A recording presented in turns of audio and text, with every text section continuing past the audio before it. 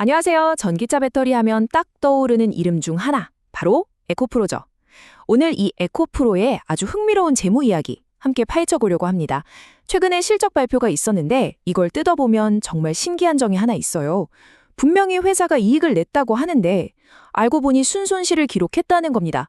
이익과 손실이 공존한다니 대체 이게 어떻게 가능한 일일까요?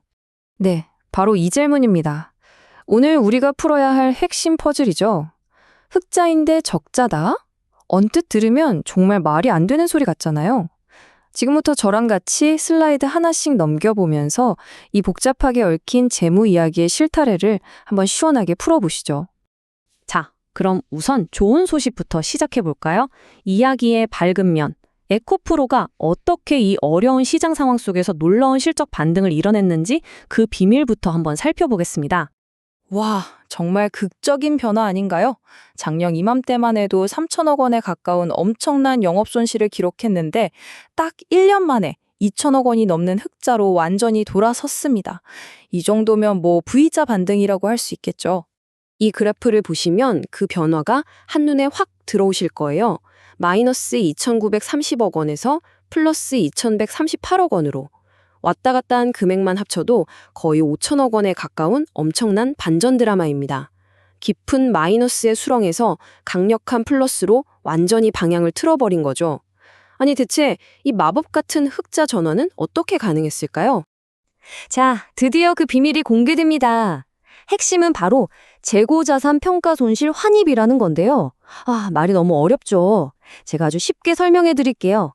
예전에 원자재 가격이 뚝 떨어져서 이거 이만큼 손해보겠구나 하고 장부에 손실로 미리 적어뒀던 거예요. 그런데 최근에 원자재 가격이 다시 오르면서 생각보다 손실이 안 나겠네? 그럼 적어뒀던 손실 취소? 하면서 그걸 다시 이익으로 되돌려 놓은 겁니다. 일종의 손실 환불을 받은 셈이죠. 그런데 그 환불받은 금액이 얼마냐면요. 무려 1,646억 원에 달합니다. 어마어마하죠.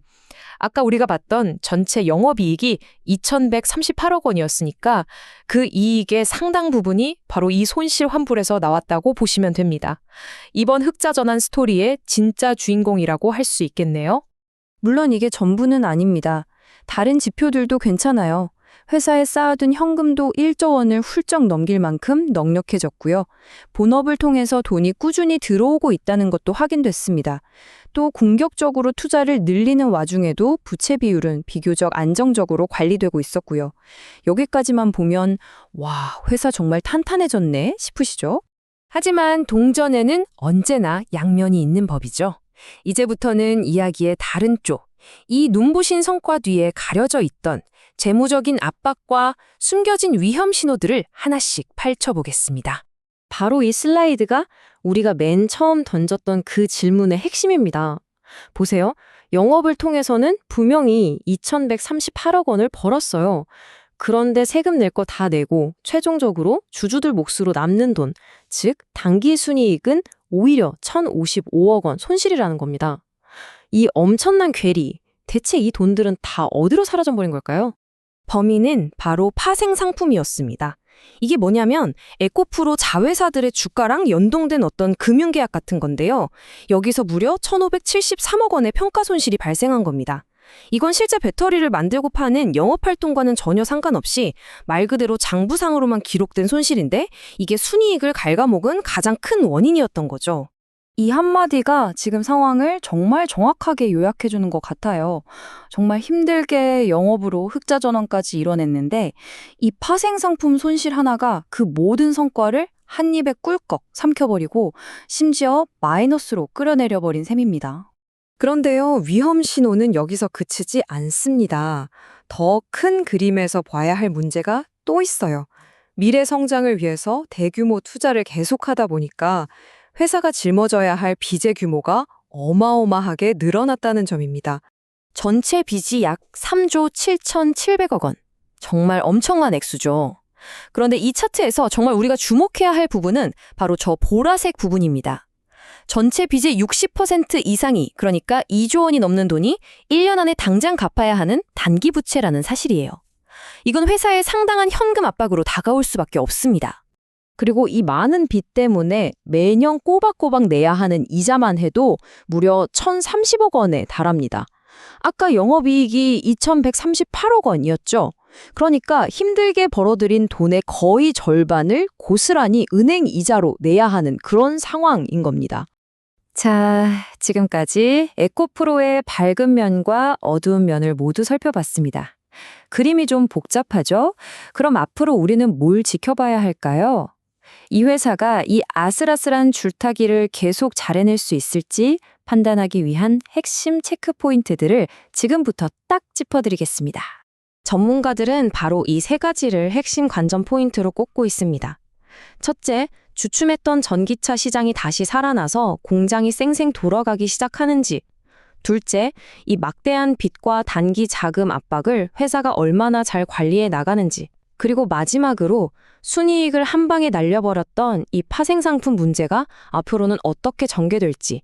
이 세 가지가 에코프로의 미래를 결정할 겁니다. 이걸 좀 더 구체적인 숫자로 확인해 볼까요? 첫 번째 지표는 이자 보상 배율이라는 건데요. 쉽게 말해서 번 돈으로 이자를 몇 번이나 낼 수 있느냐 이겁니다. 에코프로는 2.07배. 딱 2번 내고 나면 남는 게 거의 없다는 뜻이죠. 그만큼 이자 부담이 상당히 크다는 걸 보여주는 위험 신호입니다. 두 번째로 봐야 할 건 유동 비율입니다. 이건 1년 안에 갚아야 할 빚을 얼마나 잘 갚을 수 있는지 보여주는 지표인데요. 에코프로는 100.1%입니다. 와, 이건 정말 아슬아슬한 수치예요. 100%에 딱 걸쳐 있다는 건 회사가 가진 단기 자산을 전부 다 팔아야 겨우 단기 빚을 갚을 수 있다는 의미거든요. 현금 흐름이 매우 빠듯하다는 걸 보여주는 거죠. 자, 이제 모든 조각들을 다 맞춰볼 시간입니다. 에코프로는 지금 보신 것처럼 굉장히 중요한 기로에 서 있습니다.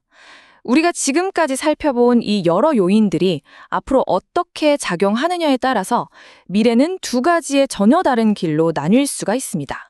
자, 긍정적인 시나리오, 즉 불 케이스는 이렇습니다. 전기차 시장이 다시 살아나서 물건이 잘 팔리고 자회사들 주가도 쑥쑥 올라서 파생 상품 손실이 오히려 이익으로 바뀌고 새로 지은 공장들이 돈을 콸콸 벌어다 주는 그런 그림이죠. 반면에 부정적인 시나리오, 베어 케이스는 원자재 가격이 또 떨어져서 재고 손실이 다시 발생하고 2조 원이 넘는 단기 빚을 제때 막지 못해서 유동성 위기에 빠지는 최악의 상황입니다. 이 두 갈래 길의 항방은 결국 앞서 우리가 봤던 그 세 가지 체크포인트에 달려있다고 할 수 있겠습니다. 결국 이 모든 이야기는 하나의 질문으로 귀결됩니다. 에코프로가 지금 벌이고 있는 이 공격적이고 막대한 투자는 미래 전기차 시장을 선점하기 위한 대담하고 현명한 베팅일까요? 아니면 현재 회사의 재무 체력으로는 감당하기 어려운 지나치게 위험한 도박일까요? 오늘 우리가 함께 꼼꼼히 살펴본 이 재무제표 속 숫자들 안에 그 답을 찾을 수 있는 실마리가 숨어 있을 겁니다.